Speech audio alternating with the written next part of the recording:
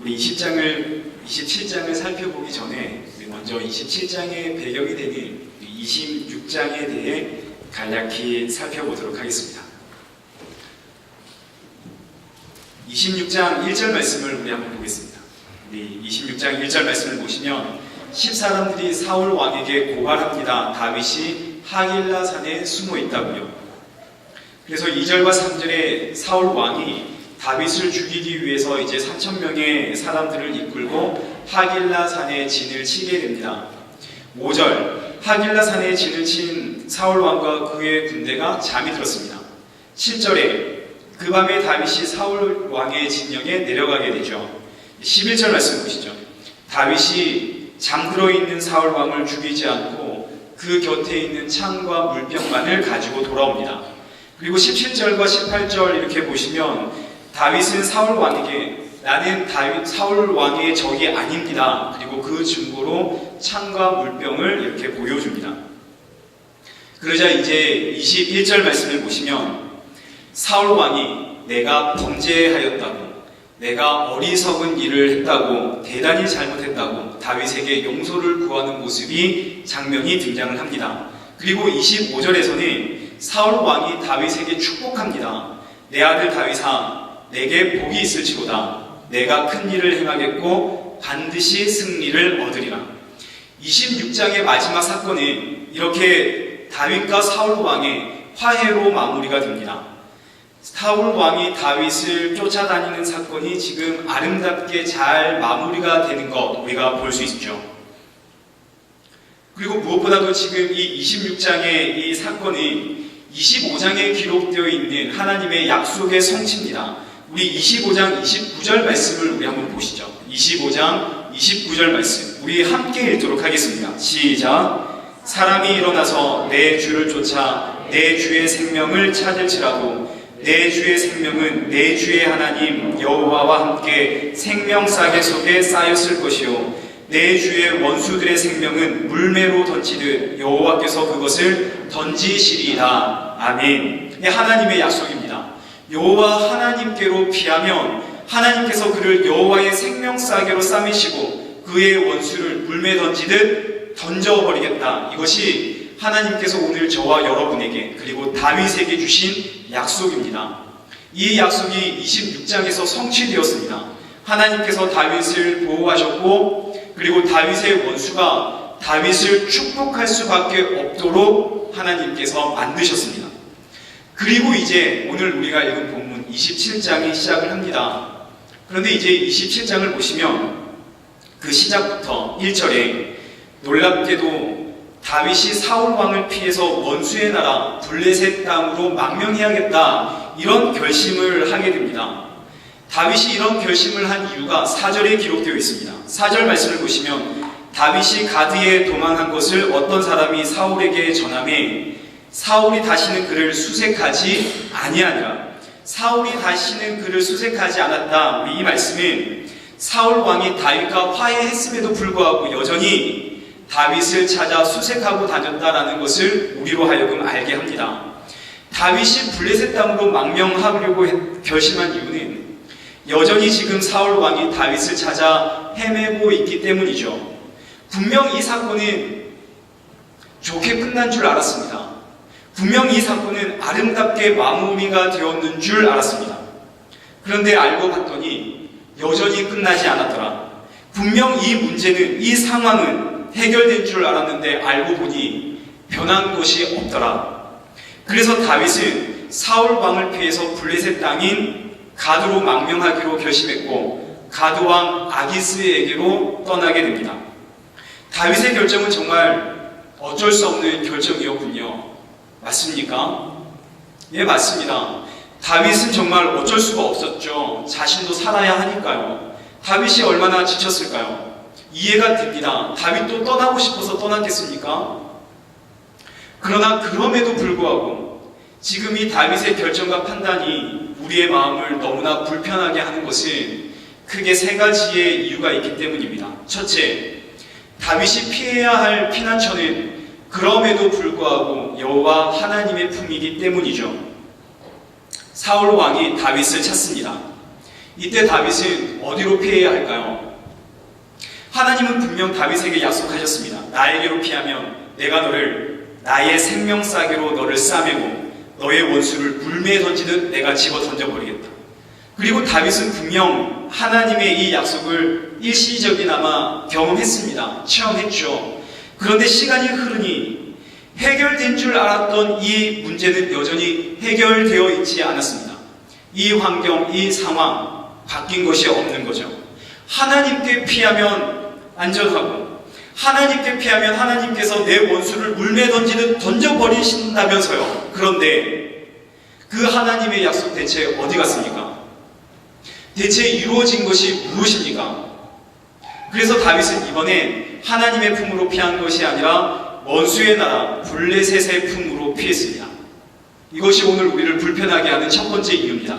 두 번째, 다윗은 그럼에도 불구하고 하나님 나라에서 살아야 합니다. 다윗은 하나님의 나라를 기업으로 받았고 또 이 나라를 위해서 기름 부음을 받았습니다.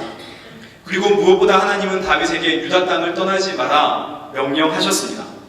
그러나 다윗은 여전히 해결되지 않는 이 문제, 이 상황 속에서 결국 하나님의 땅을 버리고 원수의 나라 블레셋으로 내려갑니다. 그래서 우리의 마음이 불편하죠.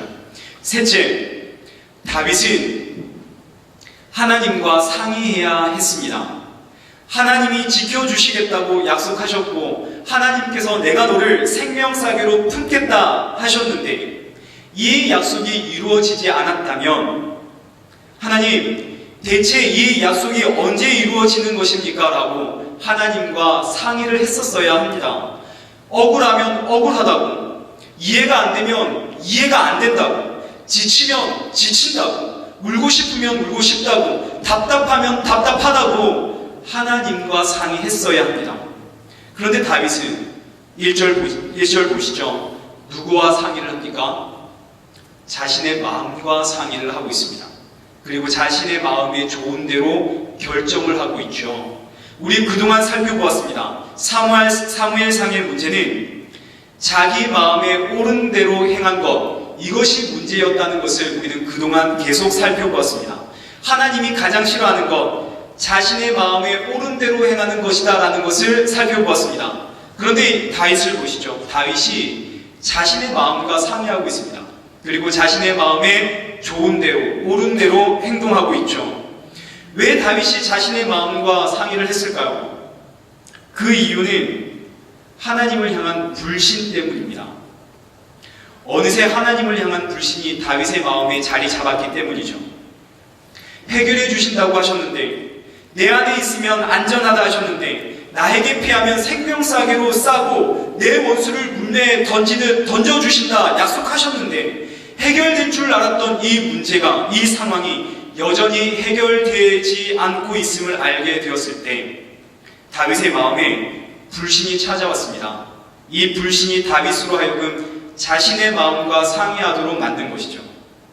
사사기와 사무엘상의 배경이 되는 이스라엘 백성들의 문제는 각기 자기 소견에 옳은 대로 살았던 것입니다. 왜 이스라엘 백성들은 그토록 자기 소견에 옳은 대로 살아갔을까요? 그 이유는 하나님을 향한 불신 때문이죠.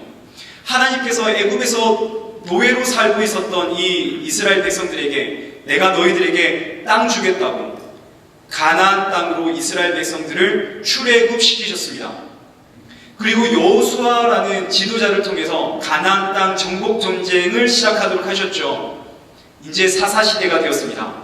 아직도 정복해야 할 땅, 차지해야 할 땅이 많습니다. 사사시대의 사람들은 하나님의 약속을 분명히 기억하고 있었습니다. 하나님이 저 땅 우리에게 주신다고 하셨다고요. 그런데 언제요? 언제 주시는 건가요? 분명 하나님께서 이 땅에서 살아갈 때 우리에게 복 주겠다고 약속하셨습니다. 그런데 언제요? 대체 언제 복 주시는 건가요? 이스라엘 백성들 마음에 하나님을 향한 불신이 자리 잡기 시작했습니다. 이 불신이 하나님의 품이 아니라 다른 피난처를 찾도록 만든 것이죠. 이 불신이 하나님의 나라를 떠나서 원수의 나라로 가도록 만들었습니다. 이 불신이 각자 자신 마음에 옳은 대로 살아가도록 만들었습니다. 다윗이 블레셋으로 망명한 것, 인간적인 마음으로는 우리는 언제 얼마든지 다윗의 처지를 이해해 줄 수 있습니다. 어쩔 수 없었지. 그게 최선이지. 얼마나 힘들면 그랬겠니? 어디 떠나고 싶어서 떠났겠니? 얼마든지 다윗의 결정을 위로하고 또 격려하고 공감해 줄 수 있습니다. 그러나 신앙으로 들어가면 절대로 다윗의 결정을 공감할 수가 없죠. 이건 하나님을 향한 불신입니다. 신앙의 위기죠. 다윗이 지금 블레셋으로 내려갔냐 내려가지 않았냐, 이건 중요한 문제가 아닙니다. 다윗이 유다에 머물 것인가 아니면 내가 지금 블레셋으로 갈 것인가, 이건 중요한 문제가 아닙니다. 어떤 선택을 하느냐가 중요한 것이 아니라 지금 다윗이 하나님을 불신하고 있는 것, 이게 중요한 것이죠. 제가 청소년을 지도할 때 간혹 이런 질문을 받습니다. 어떤 것을 선택하는 것이 하나님의 뜻인지 잘 모르겠다고. 한 학생이 이제 파트타임을 하고 싶은데, 일을 하고 싶은데, 일을 하는 것이 하나님의 뜻인지 아니면 내가 지금 공부하는 것이 하나님의 뜻인지 모르겠다고 저에게 상담을 요청했습니다. 어떤 학생은 너무 춤을 추고 싶은데 춤을 추는 것이 하나님의 뜻인지 아니면 공부를 하는 것이 하나님의 뜻인지, 이런 상담을 몇 번 받았습니다. 이것은 하나님의 뜻에 대한 오해로 생기는 생각들입니다. 우리 성경에 기록된 하나님의 뜻, 우리 한번 보시죠. 요한복음 6장 29절입니다. 요한복음 6장 29절 말씀을 보시면 하나님께서 보내신 이를 믿는 것, 이것이 하나님의 일이니라. 40절 보시죠. 내 아버지의 뜻은 아들을 보고 믿는 자마다 영생을 얻는 이것이다. 우리 하나님의 뜻은 아들을 보고 믿는 자마다 영생을 얻는 것입니다. 하나님의 뜻은 내가 하나님이 보내신 이 아들 예수 그리스도를 믿고 영생을 얻는 것, 이것 하나님의 뜻입니다. 하나님의 뜻은 너가 하나님이 보내신 그 아들 예수 그리스도를 믿고 영생을 얻도록 내가 너에게 복음을 전하는 것, 이것이 하나님의 뜻입니다. 우리가 하나님을 믿고 그의 아들 예수 그리스도를 믿고 영생을 얻었다면 지금 내가 무엇을 선택해야 하는지, 어떤 결정을 해야 되는지, 이건 사실 크게 중요한 문제가 되지 않습니다. 무엇을 선택해야 하고 지금 내가 어떤 결정을 해야 하는가, 이게 왜 중요하지 않느냐면 그 이유는 다음 주에 말씀드리겠습니다. 다음 주 본문이 이와 연결된 본문입니다. 우리 다음 주에 살펴보도록 하시죠. 그러나 진짜 중요한 문제는 지금 이 상황, 이 환경, 이 문제 앞에서 어떤 선택을 하고 어떤 결정을 하느냐, 이게 중요한 것이 아니라 지금 내가 이 상황, 이 환경, 그리고 이 문제 앞에서 하나님을 신뢰하고 있느냐 아니면 하나님 앞에 불신하고 있느냐의 문제인 것이죠. 그리고 지금 우리가 생각하는 이 불신, 그리고 성경이 말하는 불신, 이건 우리가 생각하는 것보다 그 범위가 훨씬 더 넓습니다. 누군가가 저와 여러분에게 왜 하나님을 불신하느냐고 말한다면 우리 기분 나쁠 겁니다. 우리는 하나님을 불신하지 않으니까요. 우리는 하나님을 믿고 하나님을 신뢰합니다. 하지만 우리 이 시간 잠시 우리 퀘스천 마크를 한번 붙여보겠습니다. 과연 나는 하나님을 신뢰하고 있는가? 이 퀘스천 마크를 우리 한번 달아놓고 우리 계속 말씀을 보도록 하겠습니다. 지금 우리는 다윗의 불신을 보고 있습니다. 다윗이 하나님을 불신하고 있습니다. 우리 7절 한번 보시죠. 7절 말씀을 보시면 다윗이 블레셋 지방에서 살아간 날수가 1년 4개월이다 라고 기록되어 있습니다. 그 밑에 다시 1절 보시죠. 1절 보시면 다윗이 그 마음에 생각하기를 이렇게 시작을 하죠. 1절 다윗이 그 마음에 생각하며 살았다. 그리고 7절 다윗이 블레셋 지방에서 1년 4개월을 살았다. 지금 이 말씀이 마치 다윗이 자신의 마음과 상의하면서 자신의 마음에 사로잡혀서 살았던 그 날수가 1년 4개월이다 라는 것처럼 우리 귀에 들립니다. 다윗이 입으로는 하나님을 고백했지만 실제로 그의 삶에 자신의 마음에 사로잡혀 꼭 그렇게 산 날수가 1년 4개월이다 하는 것이죠. 다윗의 삶에서 일어나고 있는 크고 작은 사건들은 거의 대부분 다윗의 시편으로 연결이 되어 있습니다. 그래서 저도 그동안 다윗의 사건을 이야기할 때 종종 시편과 연결해서 여러분들께 소개시켜 드렸습니다. 그런데 유일하게 다윗의 인생에서, 다윗의 사건에서 유일하게 시편이 기록되지 않은 기간이 있습니다. 다윗은 이 시편을 통해서 때로는 하나님을 찬양하고, 때로는 하나님께 회개하고, 때로는 하나님께 원망도 하고, 불평도 하고, 다양한 시들을 썼습니다. 그리고 기록되었죠. 그런데 이토록 다양한 시들이 단 한 편도 기록되지 않은 기간이 있습니다. 그 기간이 바로 이때입니다. 블레셋에서 살았던 1년 4개월, 단 한 편의 시편도 다윗은 남기질 않았습니다. 왜 없을까요? 이 기간이 다윗의 불신의 기간이기 때문입니다. 다윗이 자신의 마음과 상의하고 자신의 마음의 생각대로 살아가는데 어떻게 시편이 쓰여지겠습니까? 어떻게 하나님의 말씀이 기록되겠습니까? 1년 4개월 동안 다윗 분명히 하나님께 예배했을 겁니다. 다윗은 기름 부음 받은 사람이고 다윗은 신앙인이니까요. 다윗은 분명 하나님께 기도했을 겁니다. 예배도 드렸고 하나님께 찬양도 했을 겁니다. 간혹 다윗이 하나님을 불신했으니까, 다윗이 자신의 마음에 좋은 대로 살았으니까 다윗이 하나님께 기도를 안 했나 보다라고 생각할 수도 있겠지만 그렇지 않습니다. 다윗은 하나님을 떠나선 살 수 없는 사람입니다. 그리고 이스라엘 백성들이 각기 자기 소견에 옳은 대로 살았더라. 이스라엘 백성들이 예배도 안 했고 기도도 안 했구나. 그렇지 않습니다. 이스라엘 백성들은 하나님, 성전, 여기를 떠나서는 살아갈 수가 없는 존재들입니다. 삶의 모든 것이 성전을 중심으로 이루어져 있습니다. 분명 다윗은 하나님 앞에 찬양도 했을 것이고 예배도 했을 것이고 기도도 했을 것입니다. 그런데 이 기간 동안에 시편이 기록되지 않았다는 것은 이 기간 동안 하나님을 향한 다윗의 고백들, 다윗의 찬양들, 다윗의 기도들이 하나님 앞에 다 헛것이었다 하는 것이죠. 불신은 신앙의 외적인 모습으로는 진단하기 어렵습니다. 그리고 신앙의 내적인 모습으로도 진단하기가 어렵습니다. 믿음의 사람 다윗조차 자신 안에 있는 이 불신을 자각하지 못합니다. 어떻게 해야 우리는 우리 안에 있는 이 불신을 점검할 수 있을까요? 가장 확실한 방법은 성경 말씀을 보면서 이 말씀을 나에게 적용할 때 나는 나에게 얼마나 관대하게 이 말씀을 적용하고 있는가 하는 것을 보는 겁니다.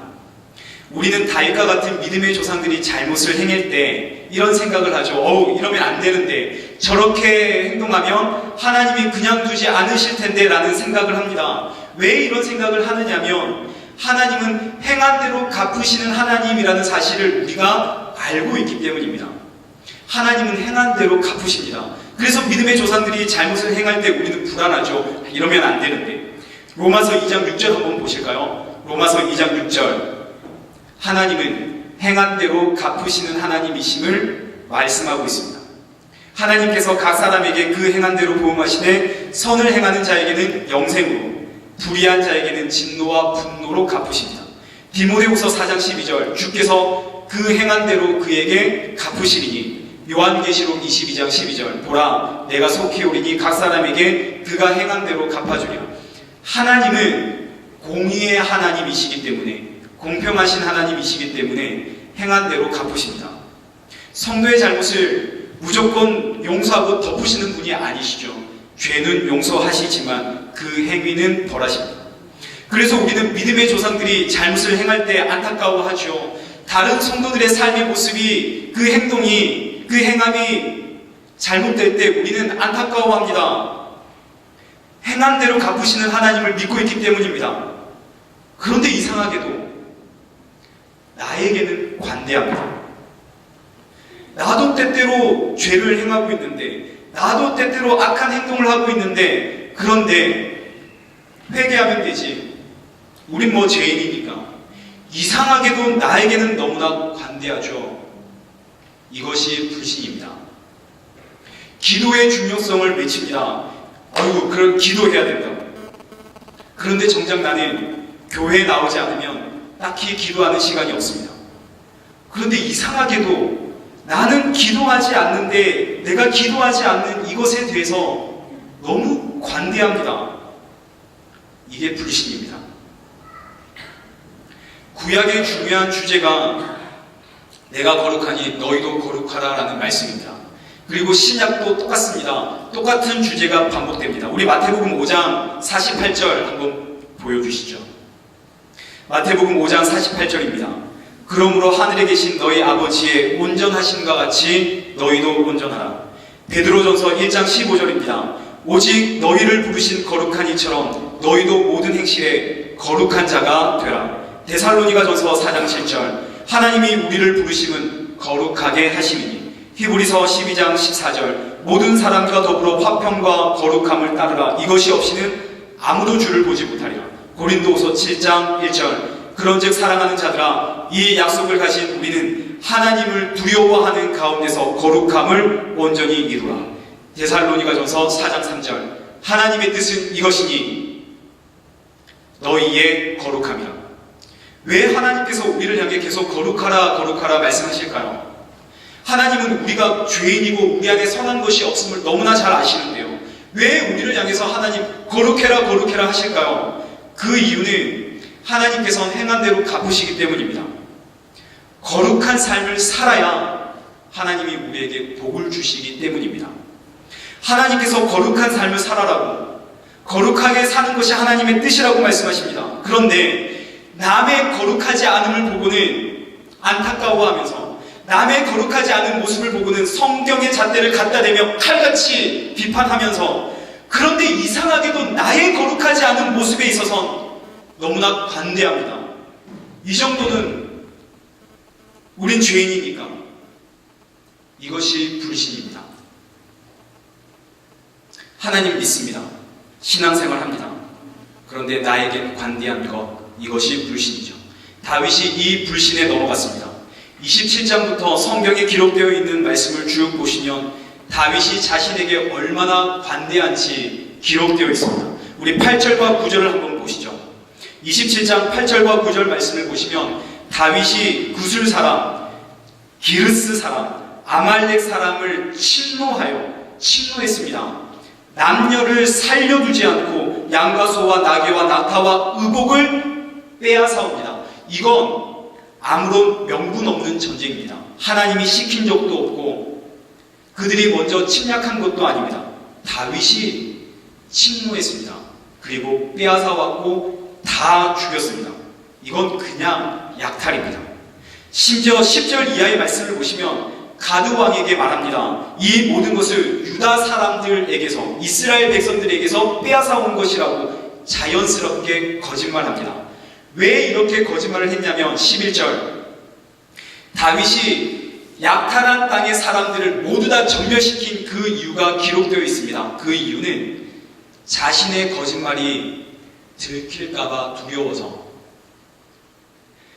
과거 다윗은 사울 왕의 악한 행동을 보면서 하나님이 당신을 판단하기를 원하고 하나님이 보복하기를 원한다라고 말했는데, 이랬던 다윗이 자신의 악한 행동에 있어서 너무나 관대합니다. 마치 자신에게는 이 하나님의 심판이 임하지 않는 것이라고 믿는 듯 계속 악을 행하고 있죠. 이게 불신입니다.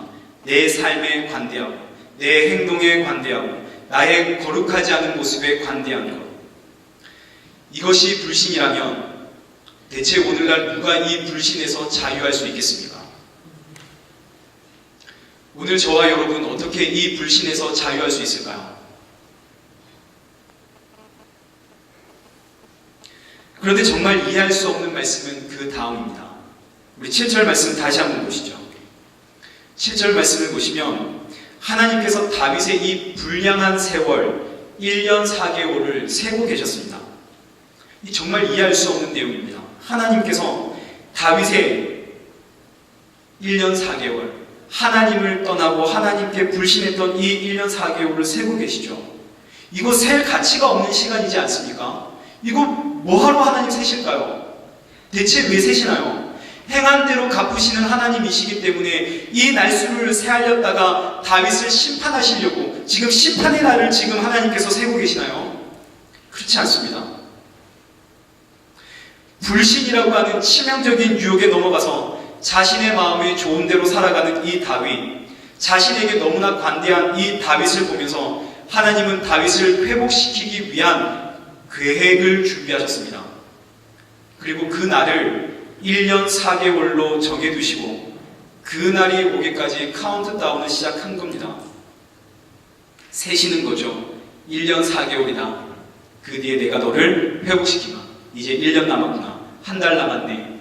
내일이네. 자, 오늘이나. 하나님께서 지금 다윗이 하나님께로 돌아올 날을 손꼽아 세고 계시는 장면입니다. 아니, 뭐하러 세실까요? 셀 이유가 없지 않습니까? 하나님께서 뭐가 아쉬워서 이 날을 세십니까? 도무지 이해가 되지 않는 하나님의 사랑입니다. 하나님께서 셀 가치가 전혀 없는 저의 인생을 세고 계십니다. 불신에서 회복시키려고 세고 계시고 하나님께서 저를 안으시고 품으시려고 세고 계십니다. 저에게 복 주시려고 세십니다.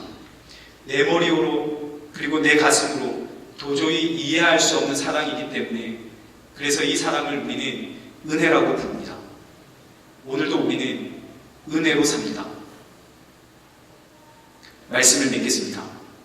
오늘도 하나님은 우리가 불신에서 돌아오기를 세고 계십니다. 그리고 그날이 오늘이 되기를 축복합니다. 우리의 불신을 점검하십시다. 제가 대학생일 때 한 학기 아동교육에 대한 수업을 들었습니다. 하루는 이 현장에서 수년간 학습 지진화를 가르치셨던 선생님이 오셔서 특강을 하셨습니다. 그런 수업을 듣게 되었는데 학습 지진화란 학습이 전혀 이루어지지 않는 아동을 의미합니다.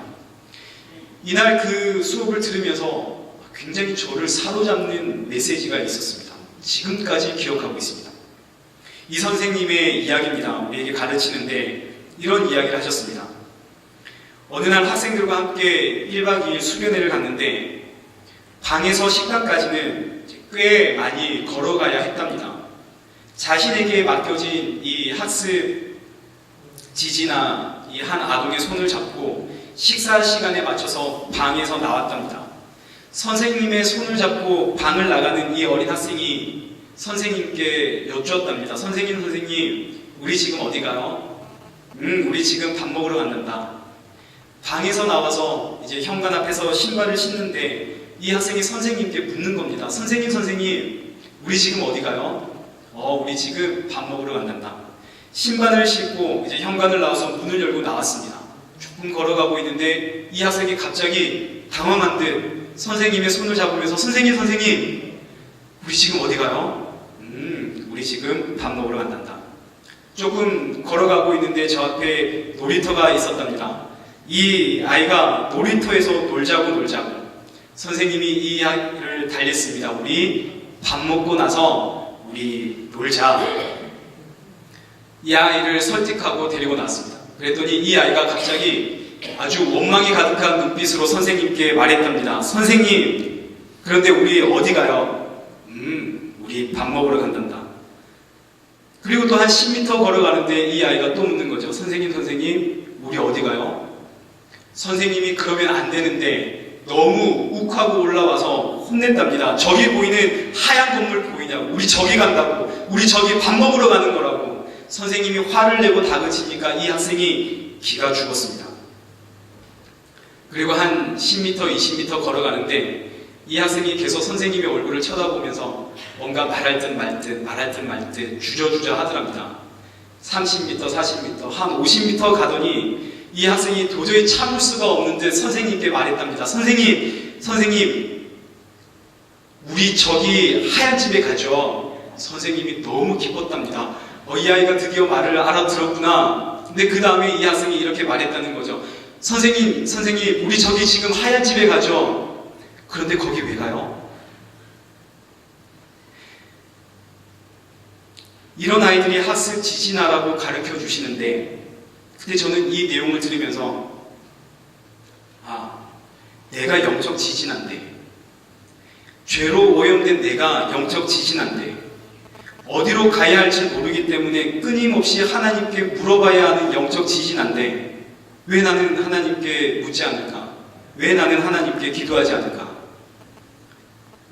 내 하나님은 저 선생님과는 달리 어디로 가야 하느냐고 끊임없이 묻고 또 물어도, 어디 가야 하냐고, 지금 어디 가냐고, 저기 왜 가냐고 물어도, 아무리 묻고 물어도 화를 내기는커녕 더욱 사랑으로 나에게 답해 주시는 하나님이신데 왜 나는 그 하나님께 묻지 않을까? 왜 나는 지금 나를 정상이라고 믿고 있을까? 나 스스로 죄인이라고 하나님께 고백하고, 나 스스로 내 영이 죄로 오염되었다고 고백하면서 나는 영적 지진한데 왜 나는 하나님께 묻지 않을까? 기도하지 않는 내 모습에 왜 이토록 나는 관대할까? 그 수업 들으면서 남들은 웃으면서 수업을 들을 때 저는 터져나오는 울음을 참으면서 하나님 앞에 회개했습니다. 이스라엘 백성들은 영적 지진합니다. 이스라엘 백성들뿐만 아니라 이 땅의 모든 인류가 영적 지진합니다.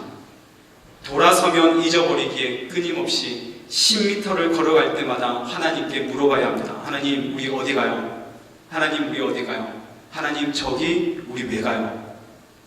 그리고 우리 하나님은 우리가 물을 때마다 우리를 품에 안으십니다.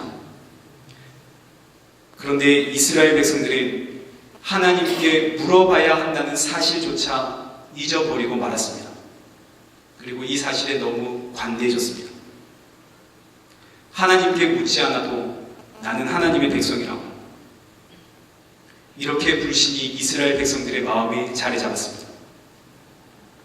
입으로는 신앙을 고백하지만 하나님께 상의하지 않고 내 마음과 상의하는 불량자가 된 것이죠.